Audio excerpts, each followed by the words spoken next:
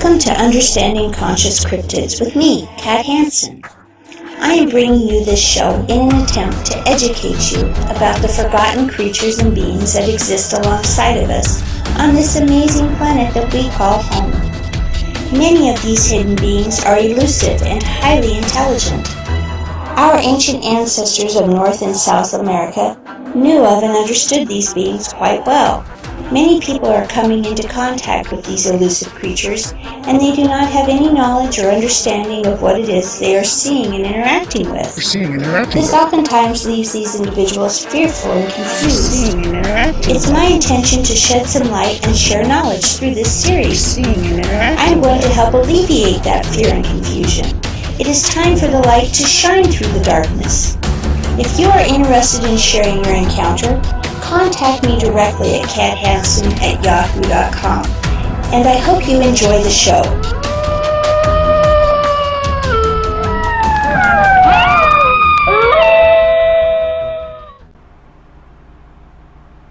Hi everyone, welcome to Understanding Conscious Cryptids. It's me, Kat. You know, I had some interesting interactions with people this past week, and I really wanted to kind of say some things that I think need to be reiterated here, because a lot of people are tuning in that don't know me, and they're kind of wondering a bunch of different questions, and instead of reading the introductions on the videos at the very beginning, they start at the end. So, that being said, I want to just kind of straighten things out here right off the bat, okay? My name is Khat Hansen, and I've been interacting with a specific group of Steyama, Sasquatch, Bigfoot, whatever you wish to call them, since I was about 4.5, almost 5 years old. Okay, so that's right off the bat. So this group that I've known for a long time. Needless to say, that kind of gives away my age here. But anyway, I also want to preface anything I'm about to say here with something that's really important for everybody to understand. I am my brother's keeper. These beings pretty much raised me as a second child, to my second family here to them.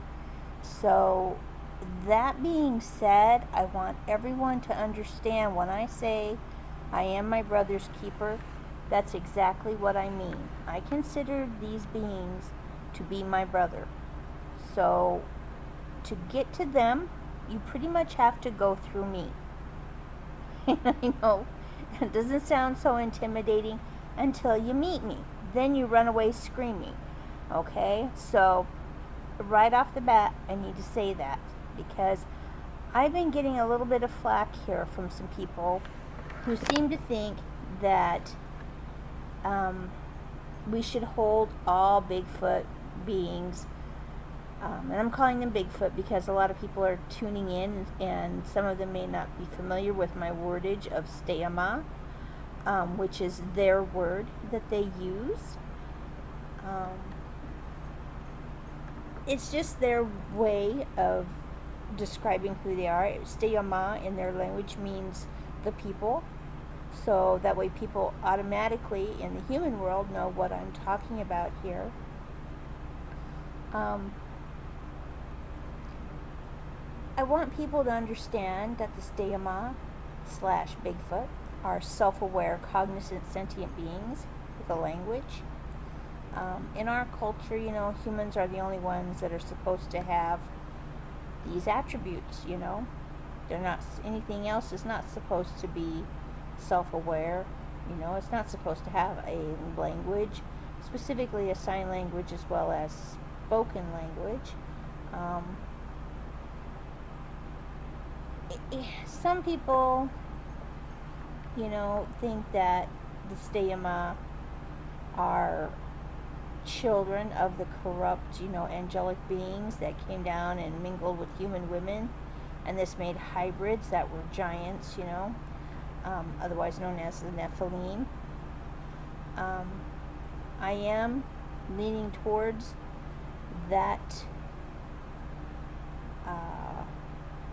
bloodline lineage, But I'm not in any way saying that these guys are evil, okay? I am not. I want people to understand that I have always said that these beings are not evil. There are some out there that can act evil, just as human beings can act evil. And if we really want to go that route, I can say that there are human bloodlines, case in point, my own bloodline of A negative, that they do not know where it came from. So there are specific groups of people out there that are leaning towards people who have A negative blood as being direct descendants from the lines of the corrupt angelic beings as well. So if you're going to go that route, then okay, I'll take that. And if you want to throw me into the pot with the steyama, saying that we're all children of the corrupt angelic beings, okay, well, in all honesty, I've never met a group of steyama that I would prefer to not be associated with. So, if that's the way we're going to go and say that, then I'll take that and you can lump me in with them. Okay? I know that people have tuned in before, at the very beginning, and some have followed me for a number of years as I've done interviews and such. And many of you know that growing up, I had massive questions about where my own people, because I'm Chata, came from. Our story is very interesting, to say the least, because we believe that we came up out of the ground through a big mound called Neneweo, and basically it's like a euphemism for coming up through different realities, different realms, into this realm. So, as I grew up, so did my questions, they were real simple questions, where do I come from? Where do giants come from? How do they come and go from our realm? And why in the end are they so afraid of us? I never understood that, because to me these were huge monstrous beings. So when I encountered the steyama, it was like the light bulb going off for me, because here I had real life giants, and I kind of wanted to interact more with them and to be with them, because I had grown up reading books. I started reading from the time I was 3 and a half. So I wanted to know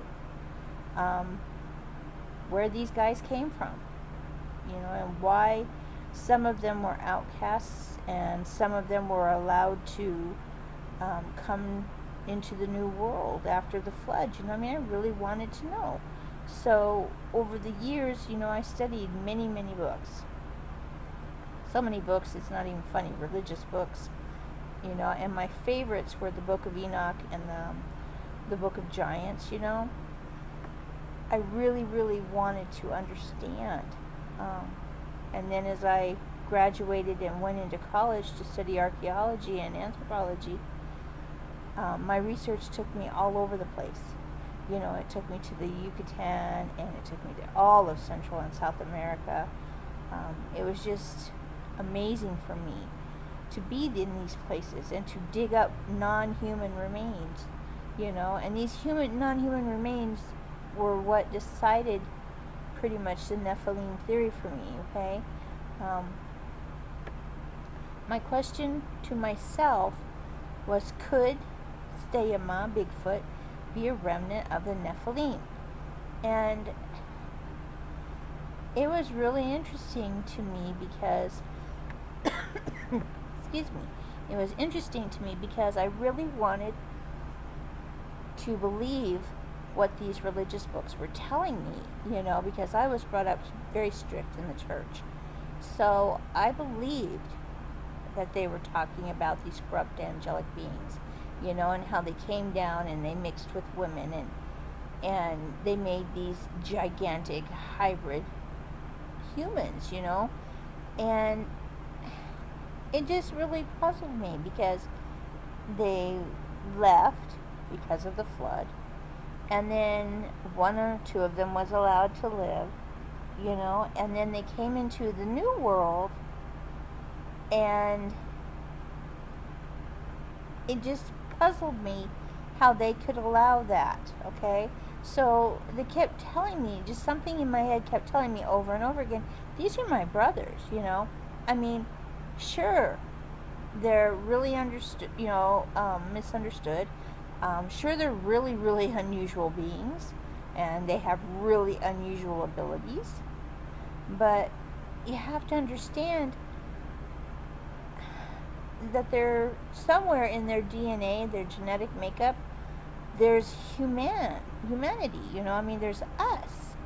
So I could never lose that, even when I didn't have scientific proof of this, okay? There's also an interdimensional part to these guys, okay? And I don't understand, or I've been trying to understand, what's in their DNA that lets them have this. It allows them to do this,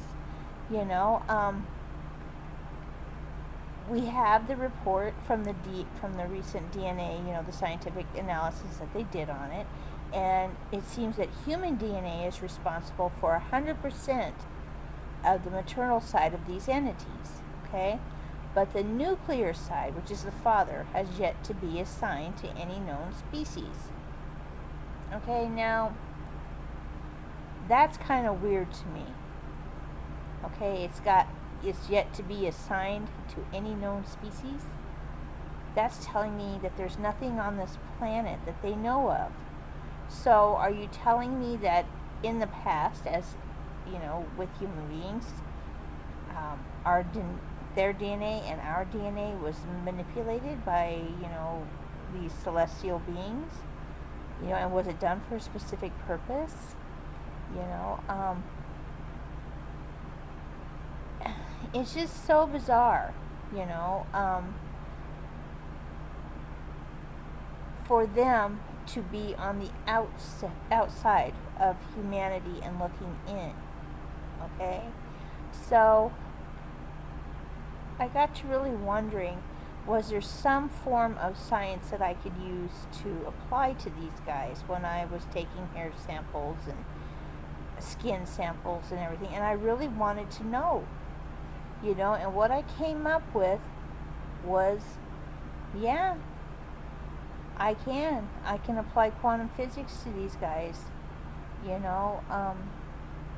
pretty much in a nutshell. The math of quantum physics says that the electron circling the nucleus of an atom can change with observation. That means if you sit there and watch it, it's going to work, okay? This is also the same kind of science behind miracles. So we're saying that there's no known father in our Earth timeline history here that can fit into being the father of these things, okay? So basically what you're telling me is that at some point, you can call it a miracle, you can call it magic, you can call it science, whatever you want to call it, okay? It's given these guys an inherent ability to use quantum facets, in our world that we live in, okay? They seem to only interact with certain people on certain levels. Why? Could it be that these people have a very common spiritual makeup, or maybe a mutual brainwave function that allows this? And can Bigfoot stay manipulate or entangle with that wave, initiating acceptable scenarios to the unwary person? Could they be manipulating some of us for something devious? Well, that kind of got me wondering, the Bible says, as in the days of Enoch, these unusual beings want us to plead for their soul, which is what I do. everyone knows this. I pray for them, and I've given them scripture, especially when I'm angry and they've done something bad. You know, I never knew this and really thought about it until as I got older, and I realized, I've been asking for forgiveness for these guys because they seem to want to be communicating or interacting on a very human level with some people, and sure, they're mostly reclusive, and they really don't go out of their way to communicate with humans, but some humans they do, and I'm not really saying all this just to scare people. I just want people to be aware and be aware of what you're dealing and interacting with. I'm not trying to cause paranoia by saying all this, because I'm letting people know because of all I've seen and experienced, and all these things have led me to think these creatures could very well be a diluted remnant of the Nephilim. And I think it's possible that they may not even know that they're descendants. It's for this very reason that I teach and minister to them about the Bible. Because when I've asked them, what is your heritage? What is your history? What is your culture? The answers that I get from them are so disjointed and don't make sense to me that I have tried to put them into a context in many of my videos that do make sense, and people can help me with them. Because, as I've said, I am my brother's keeper. These guys, there are different pockets or groups of them, just as there are different pockets or groups in the United States of humans and in other parts of the world, where some are very naive, some are very kind, some are very withdrawn and reclusive, some are even angry. And the ones that are angry could do damage, could do cruel things. But there again, that is just like a human as well, people who have been hurt or damaged themselves choose to cause pain and chaos, and I want it understood that even though there are certain groups of these beings that do bad, I'm not saying they should be unpunished if they do something particularly heinous, but I am saying that I am definitely one of those family members that if someone came and told me one of my family members had done murder or something bad like that, I would question them first before I just blindly handed them over, without an answer. So would I do the same thing in the aspect of the stayama? Yes, I would. In the event that something bad had occurred, I would try to question to the very best of my ability what had ensued and what were the circumstances to make them do something bad like this, before handing them over to a hunting party, etc.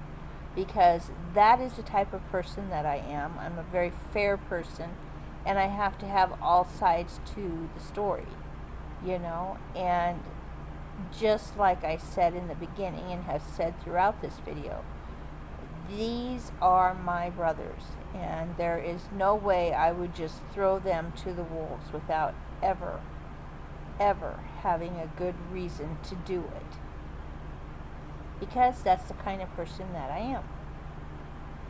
So I just wanted to pass that along to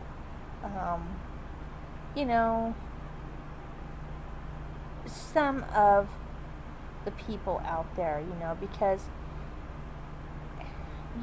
these beings, in my opinion, these reclusive beings, okay? They hide themselves. Sure, they're not humans. Perhaps they are part human, somewhere down inside. But they're not what we are, okay?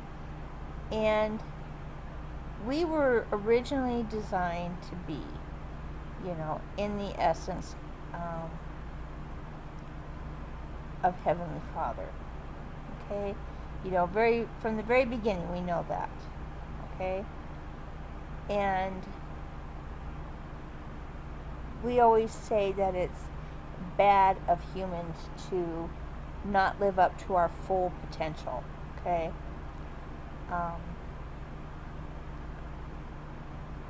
We humans were made in God's image 100% as creators. Was Stema, was he part of our human makeup? And were they made to be like us? It's just so hard, to understand where they fit in. And it really bothers me that these guys don't have a reconnect button that we have. So it kind of makes them lost spiritually as well as emotionally, It just is very hard for me to not have empathy for them like this. So I always tell people that no matter what, to get to them, you have to go through me. And everyone takes that as a joke. Sure, it's funny until you realize I'm dead serious. And when I'm dead serious, I am the worst. Because I can hunker down and you can try for years to get me to move from my position and it won't work.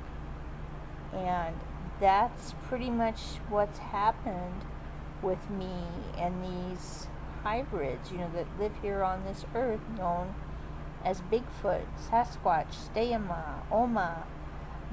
These guys have never given me a reason to not trust them and their actions, whereas many, many, many humans have lied to me, cheated me, and given me a reason to doubt what they say. So, that being said, I am my brother's keeper, but I am also willing to listen to reason if you have it.